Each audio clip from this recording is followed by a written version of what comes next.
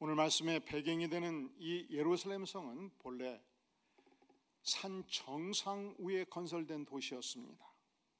이 팔레스타인 지역 자체가 이 지중해 연안에서 한 지역이 강성한 권력을 행사하면 밀고 내려왔던 마치 길과 같은 지역이었습니다.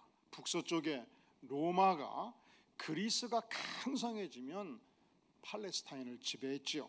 남쪽에 애굽이 거대한 제국을 건설하면 북쪽으로 올라와서 이 팔레스타인을 지배했습니다. 북동쪽에 페르시아 제국이 바벨론 제국이 형성되면 밀고 내려와서 이 지역을 점령한 것입니다. 이것은 우리 한반도와 대단히 유사한 점이 있습니다. 일본이 섬나라죠. 조각조각 나누어진 나라인데 하나로 통일이 되어서 강력한 군대를 형성하면 한반도로 밀고 올라오지 않습니까? 그것이 임진왜란이었고 그것이 36년 일제 지배 기간이었습니다. 뿐만 아니라 북서쪽에서 중국 대륙이 5호 16개 국가로 분열되어 있을 때 고구려가 만주벌판을 차지하면서 강성했습니다. 그런데 이 중국의 평원이 하나로 통일되면 강력한 군대와 권력을 형성하기 때문에 반드시 한반도를 밀고 내려왔습니다. 또한 이 만주벌판을 무대로 해서 금나라가 청나라가 강력한 세력을 형성했을 때 중국을 지배했을 뿐만 아니라 한반도를 지배하게 된 것입니다. 유대인들은 이와 같이 팔레스타인 지역이 쉽게 지배받는 지역이었던 만큼 저들이 점령해도 쉽게 점령할 수 없게끔 벌판이 아니고 산 정상 위에 도시를 건설한 거예요. 그리고 그곳에 거대한 성벽을 쌓고 출입을 하는 문을 4개를 만들어 두었습니다. 따라해 볼까요? 동대문. 이 동대문으로 빠져나가면 실로암 샘문으로 가는 물 깃는 문이었습니다. 따라해 볼까요? 서대문. 이 서대문은 밖을 향해서 열려있는 지역이었던 만큼 적군이 쳐들어오면 주로 그쪽 지역으로 쳐들어왔기 때문에 거대한 망대를 세웠습니다. 망대문이었습니다. 따라해 볼까요? 남대문. 이제 도시지역은 온갖 쓰레기, 생활 쓰레기, 배설물이 많지 않겠습니까? 오직 이 남대문을 통해서 생활 쓰레기와 배설물을 버릴 때 남대문을 사용을 했습니다. 그러면 하나 남아요. 뭐가 남죠? 북대문. 한양 도성도 북대문 별로 안 들어봤지요. 그런데 예루살렘 북쪽에 있는 문은 성전이 가까이 있었습니다.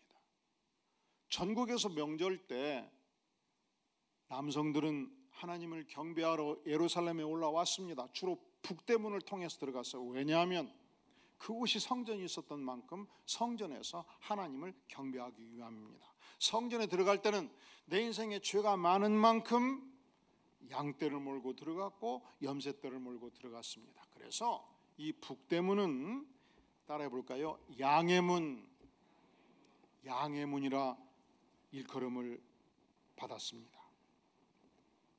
그 양해문 바로 곁에 유명한 베데스다 연못이 있었습니다. 영어로 베드하면 뭐지요? 침대. 히브리 말로 베드하면 무엇이지요? 제가 10번도 더 얘기했는데 베드, 집이에요. 집. 그래서 베들레헴 하면 레헴이 떡이었거든요. 예수님이 탄생한 베들레헴 지역은 농사가 잘 되었기 때문에 떡을 많이 만들었습니다. 떡집, 베들레헴. 김제 가서 떡 자랑하지 말라고 그래요. 김제 평야가 어마어마하거든요. 이 평야를 무드로 해서 찰떡, 곰배떡, 찹쌀떡, 호박떡, 하여간 각종 떡이 발달했습니다. 그리고 오늘 무대가 되는 베데스다는 베드 헤세드, 헤세드는 자비를 의미합니다. 자비의 집이었습니다. 이곳에서 수많은 병자들이 나왔던 자비의 집이었습니다. 이 연못은 유명한 전설을 가지고 있었습니다. 가끔 천사들이 이 연못에 내려왔습니다. 목욕을 했습니다. 그때 연못에 물이 출렁였습니다. 이때 누구든지 어떤 병자든지 달려 들어가면 온몸이 깨끗이 치유받는 전설을 가지고 있었습니다. 과학자들이 이 사실 여부를 실증한 결과 과거의 연못에서 가끔 온천수가 솟구쳤다는 것입니다. 뜨거운 기운을 품은 유황을 품은 온천수가 솟구치면 각종 피부병, 온병, 도장병, 나병들이 나았다는 기록을 가지고 있습니다. 이 전설로 인해서 수천 수백의 병자들이 운집하여 있었습니다. 그때 우리 예수님이 이 베데스다 연못가를 거닐고 있었고, 그리고 두 눈으로 목도한 것입니다. 야, 병자들이 대단히 많다. 어떤 병자들이 많았습니까? 자, 우리 3절 말씀을 같이 읽겠어요. 시작. 그 안에 많은 병자, 맹인, 다리 저는 사람, 혈기만한 사람들이 누워 물의 움직임을 기다리니. 눈먼 맹자가 있었습니다. 맹인이 있었습니다. 다리를 쩔뚝쩔뚝 저는 사람이 있었습니다. 혈기 마른 사람, 팔 한쪽이 말라 비틀어진 사람, 발 허벅지가 말라버린 사람, 그리고 38년 동안 도무지 자기 힘으로는 움직일 수 없는 중풍병자, 그곳에 있었습니다. 그런데 주님은 이곳에 와서 그 많은 병자들 중에서 한 영혼에 집중합니다. 우리가 텔레비 가끔 영화 보다 보면 주민에서 그 수많은 군중동에서 앵글을 잡아가지고 한 사람에 집중하지 않습니까? 우리 주님이 한 영혼에 집중한 것입니다. 38년 동안 도무지 움직일 수 없었던 비참한 중풍병자, 그를 향해서 다가가십니다. 말씀하십니다. 뭐라고 말씀하십니까? 따라해 보실까요? 내가 낫고자 하느냐? 우리 주님은 언제든지 한 영혼이 중요합니다. 그리고 가장 비참하고 가장 고통하는 한 영혼을 끝까지 가슴에 품습니다. 말씀하십니다. 전능하신 권세자 창조주의 말씀입니다. 내가 낫고자 하느냐? 그러면 뭐라고 답변하면 돼요? 뭐라고 답변하면 돼요? 네, 그렇습니다. 낫기를 간절히 원합니다. 그러면 창조의 권세로 주께서 깨끗이 낫게 해주시지 않겠습니까?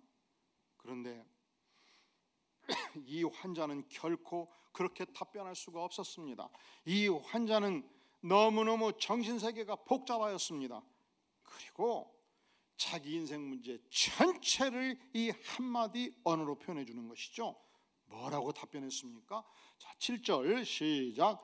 병자가 대답하되 주여, 물을 움직일 때에 나를 못에 넣어줄 사람이 없어 내가 가는 동안에 다른 사람이 먼저 내려가나이다. 요지는 이래요. 물이 움직일 때 하여간 제일 먼저 들어가면 내 몸이 나을 수 있거든요, 주님.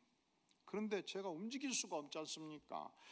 누구든지, 내 아들이든지 우리 마누라든지 이웃이든지 나를 띠밀고 가서 물속에 집어넣으면 내가 나을 수 있는데 도무지 아무도 나를 돕는 사람이 없습니다.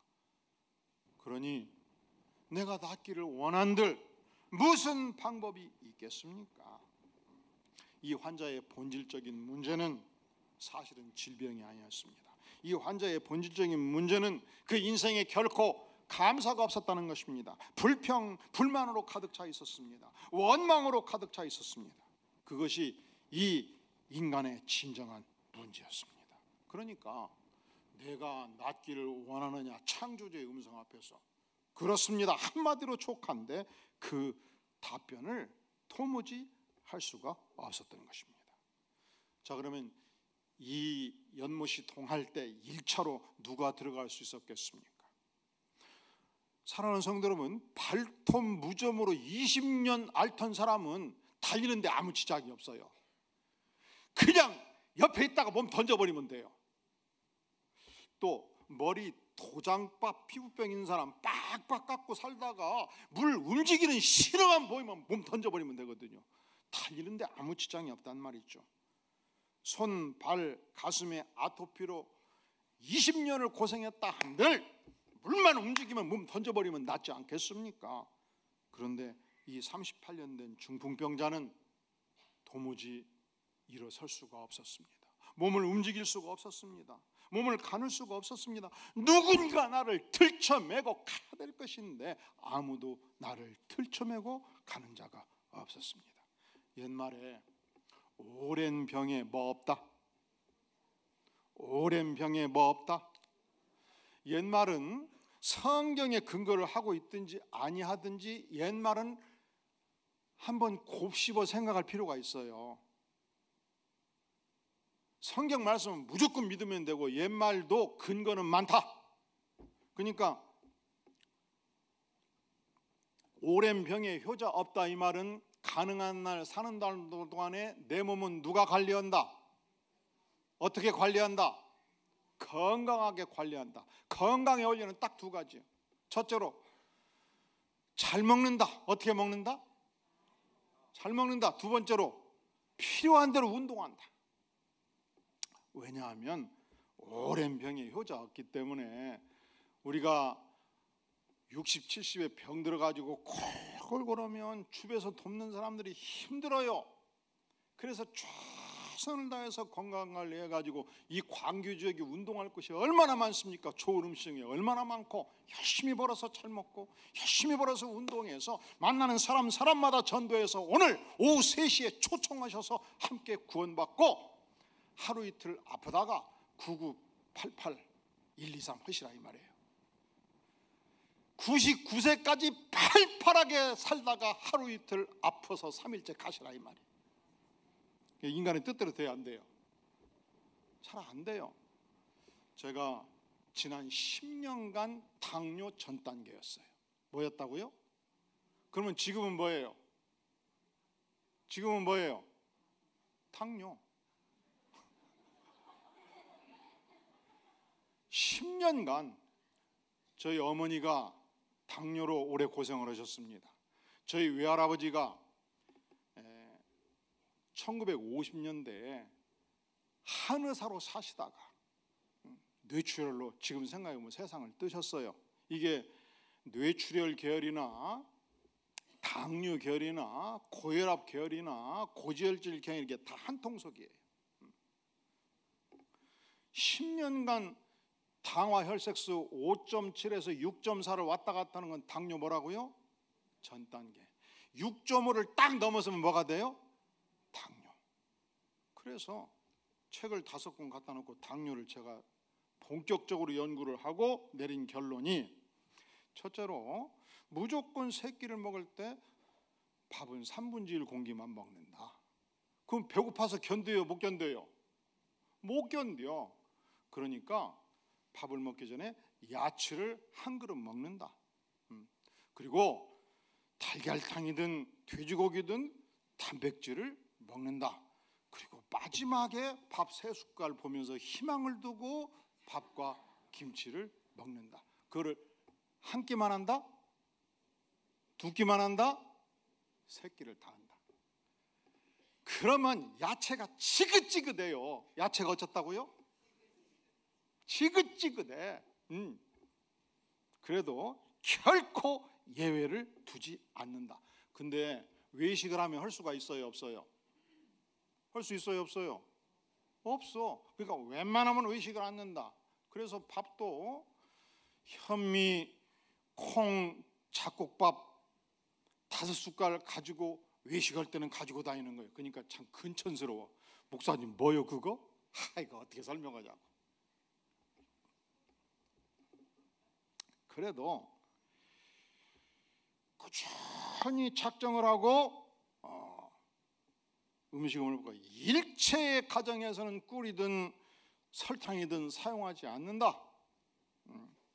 그리고 무조건 하루에 30분은 운동을 한다. 목회가 아무리 바빠도 30분 운동한다. 이게 시간 내기가 어려워요. 그리고 죽으나 사나 계단 15층을 하루에 한 번에서 2번은 뛰되 5번까지 뛴다. 근데 시간이 없다는 건 핑계인 것이 15층을 달리면 4분이면 달려요. 2번 달리면 몇 분이면 달리고, 그리고서 3개월이 지나서 당화 혈색소를 딱 쟀는데 의사 선생님이 깜짝 놀라서 연락이 왔어요. 깜짝 놀래가지고 올라가서 놀랬을까요? 내려가서 놀랬을까요? 어떻게 하셨어? 2부 예배 설교 들고 또 오신 거예요? 당화 혈색소가 몇이 넘으면 당뇨라고요? 6.5. 5.6에서 6.4까지가 전 단계. 근데 5.9로 나와버린 거예요. 좀 놀래주셔요. 거기서 0.3만 내려가 버리면 전 단계도 극복이 돼야. 근데 하여간 하루에 3번 밥 먹는 것이 너무 힘들어요. 맛이 없어. 그렇게 어떻게 살아야 되냐? 당뇨 한 번 온 사람은 평생을 그렇게 살아야 돼요. 그래도 오랜 병에 효자 없다 하니 하나님 살아있는 동안 건강하게 살고 하루 이틀 아프고 불러 가시려면 내 건강은 누가 책임진다? 내가 책임진다. 그런데 이 38년 동안 도무지 누워서 움직일 수 없는 이 병자는 너무 서러운 인생이 된 것입니다. 1년 5년 될 때는 돕는 사람이 있었습니다. 10년 되니까 한 사람 남았습니다. 30년 되니까 모두가 떠나간 것입니다. 아무도 나를 돕는 사람이 없었습니다. 세상에 이럴 수가 있느냐?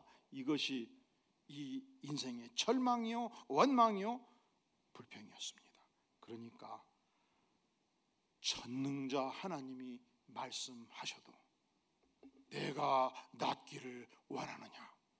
도무지 답변을 제대로 할 수가 없었고 원망과 불평을 쏟아부은 것입니다. 오래전에 모 집사님이 복날이 되어서 동네 개원들과 함께 집에 기르던 개 한 마리 잡고 산행을 하게 된 것입니다. 오늘 보신탕 맛있게 먹자.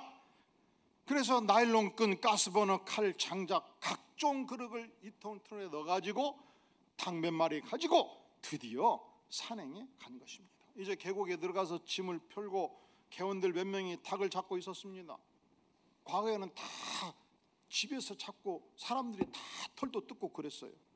그리고서 개원들 2명 데리고 산속 깊숙이 들어가 가지고 개 목에 나일론 끈을 묶고 그리고서 나무 가지에 나일론 끈을 묶어 가지고 이제 세게 잡아당기면 숨통이 끊어지는 상황이었는데 개원들과 함께 세게 잡아당기는데 우지끈 나무가지가 떨어지더니 나일론끈이 터져가지고 개가 손살같이 산속 깊이 들어가 버린 거예요.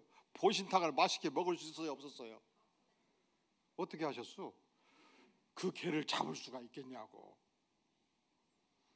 오늘 기분 잡쳤다, 보신탕은 날려갔다, 닭도리탕이나 먹자 해서 개원들과 함께 산천초목을 감상하고 닭도리탕을 먹게 된 것입니다. 털레 차를 몰고 집에 와서 마당에 막 들어서려고 그러는데 손살같이 달려오는 놈이 있었습니다. 뭐예요? 우리가 잡아먹으려고 했던 그 개가 달려와 가지고 살랑살랑 꼬리를 흔들면서 2바퀴 3바퀴 돌면서 봤더니 내가 죽이려고 맸던 나일론 끈이 메어져 있는 거예요. 그리고 나를 사랑한다고 신발을 말하고 있는 거예요. 그 녀석을 두 눈으로 쳐다보니까 눈물이 핑 돈 거예요. 그리고서 그냥 속으로 그냥 눈물을 흘리면서 결심을 했어요. 내가 2번 다시 보신탕 먹으면 개새끼 개아들이다. 인간이 그럴 수는 없다. 그리고 교회 가서 눈물로 회개를 하고 목사님께 보고를 하고 증언을 한 것입니다. 목사님, 제가 이만저만해서 이만저만해서 이제 내가 2번 다시 보신탕 먹으면 개아들이고 개집사입니다. 그랬더니 목사님이, 집사님 놀라지 마셔요. 만약 이 목사가 집사님 개의 절반의 절반만 해도 성자 소리 듣죠. 인간이 그렇습니다. 이 38년 된 중풍병자의 진정한 문제가 뭐냐? 그는 생각하기를 내 주변에 개처럼 의리 있는 사람이 없다, 이것이 자신의 문제라고 생각한 거예요. 아니, 진정한 이 인간의 문제는 내 주변에 개처럼 나에게 충성하는 사람이 없다라고 생각하는 것, 없다라고 불평하는 것, 없다라고 원망하는 것, 없다라고 짜증을 부리는 것, 그 안에, 그 심령 안에 하나님을 향한 감사가 전혀 없는 것이 이 인생의 진정한 문제인 것입니다. 이 베데스다 연못은 전 세계의 축소판이에요. 인간의 축소판이에요. 이 연못에 각종 질병의 환자들이 가득 차 있었습니다. 이 세상에는 각종 질병의 인생들, 영혼의 질병을 앓고 있는 인생들로 얼마나 가득 차 있습니까? 우리 주님은 인생들을 향하여 말씀하십니다. 내가 낫고자 하느냐? 그렇습니다 주님 외치면 주께서 십자가의 보혈로 우리 인생의 모든 죄가를, 우리 인생의 모든 죄악을, 우리 인생의 모든 질병을 깨끗이 치유할 수 있는 전능하신 하나님이십니다. 미국의 유명한 발명가 에디슨을 기억하나요? 축음기, 백열전구, 무선전신, 각종 수많은 발명품을 만들었습니다. 인류 역사는요, 역사 자체는 두 가지예요. 예수님 이전과 예수님 이후, 히스 스토리. 그리고 과학 문명사는 두 가지예요. 에디슨 이전과 에디슨 이후, 그만큼 엄청난 과학 발명품을 만들어냈죠. 그런데 놀랍게도 그가 청각 장애인이었습니다. 그가 이런 고백을 합니다. 나는 청각 장애인이 된 것을 하나님께 무한히 감사한다. 왜냐하면 청각 장애인이었기 때문에 잡소리를 도무지 들을 수 없었고, 그래서 연구에만 몰두할 수 있는 축복을 누렸다. 아니, 도무지 소리를 들을 수 없을 때 어떻게 인간이 감사할 수 있겠습니까? 그렇습니다. 우리가 하나님을 만나면, 은혜를 알면 감사할 수가 있어요. 예수님은 가장 비참한 한 영혼, 38년 된 중풍병자를 어떻게 대하셨습니까? 그 영혼을 가장 귀하게 대하셨습니다. 어떻게 대하셨습니까? 내가 낫고자 하느냐? 질문하셨습니다. 그가 원망하고 불평할 때조차 우리 주님은 다시 이 영혼을 향해서 말씀하십니다. 뭐라고 말씀하십니까? 8절 같이 읽어볼까요? 시작. 예수께서 이르시되 일어나 내 자리를 들고 걸어가라 하시니. 사실은 38년을 도무지 움직이지 아니하면 걷는 것은 의학적으로, 생리학적으로 불가능해요. 제가 오래전에 부산에 갔다가 교통사고를 당한 적이 있었습니다. 이 왼쪽 팔뼈가 세 조각이 났어요. 당시 제가 심호했던 교회의 의사 선생님이 저를 수술을 했는데, 수술 끝나고 이런 말씀을 해요. 목사님, 핀을 7개 박아놨습니다. 3개월이 지나면 뼈가 부러진 그 지점에서 뼈 똑같은 악교가 나오는데 완전히 붓습니다. 얼만큼 강하게 붓는가? 망치로 때려도 부러진 부분이 다시 부러지지 않습니다. 그렇게 강하게 붓습니다. 이게 하나님의 위대한 프로그램이에요. 그런데 드디어 3개월이 지났거든요. 기부스 다 풀었어요. 근데 팔이 굳어갖고 안 움직여요. 여기 걸쳐갖고 잡아당기도 안 빠져 이게. 그래가지고 3개월 동안 재활 훈련을 했어요. 매일 1-2시간씩. 안 돼요 이게. 마지막 3개월 지나도 여기까지 되고 안 돼요. 6개월 지나도 이렇게 어벙하게 걸었어요. 한 1년 지나니까 펴지더라고. 사람이 병들어서 베드에 6개월을 누워있으면 못 걸어요. 3개월, 6개월 걷는 연습을 하고 훈련을 해야 걸어요. 그래야 근육이 다시 생긴다고요. 그래야 뭉쳐진 이 연골이 다시 움직이게 된단 말이죠. 그런데 전능하신 하나님, 창조주께서 명하십니다. 일어나 내 자리를 들고 걸어가라. 누구의 명령이었다고요? 창조주의 명령이었어요.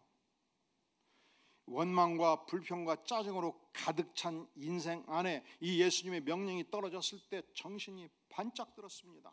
전심으로 순종하였습니다. 우지끈 장단지 허벅지에 살이 붙었고 근육이 붙었습니다. 일어섰습니다. 두 손으로 번쩍 자리를 들고 일어섰습니다. 처벅처벅 두 발로 걸어갔습니다. 얼마나 감동적인 장면입니까?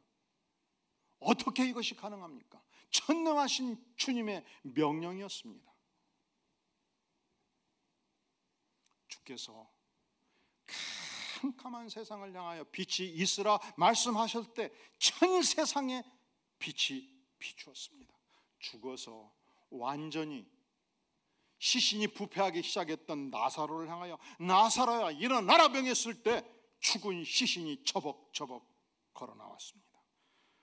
사랑하시는 성도 여러분, 지금까지 인생을 살면서 내가 해결할 힘이 없기 때문에 절망하는 분이 있습니까? 불치의 질병으로 고통하는 분이 있습니까? 원망과 불평으로 짜증으로 가득 찬 인생이 있습니까? 주께서 말씀하실 때 일어나 내 자리를 들고 걸어가라 명하실 때 벌떡 일어설 수 있기를 바랍니다. 동일한 주님께서 말씀하십니다. 내가 물 가운데 지날 때 내가 함께 할 것이라. 강을 건널 때 물이 너를 침몰치 못할 것이며 내가 불 가운데 행할 때 타지도 아니할 것이며 불꽃이 너를 사르지도 못하리라. 기도하시겠습니다. 영광의 주님, 주께서 말씀하실 때 주님, 우리의 모든 고통, 우리의 모든 인생의 절망, 우리 인생의 모든 아픔, 질병들을 주 앞에 내어 맡깁니다. 내 자리를 들고 걸어가라 명하실 때 감히 이 말씀에 순종하여 벌떡 일어서서 걸어가기를 원합니다. 영광의 주님, 그리하여 주님께 충성하는 귀한 백성으로 쓰임받는 은혜를 주님 모든 백성들에게 넘치게 부어 주시옵소서. 예수님의 이름으로 간절히 기도하옵나이다. 아멘.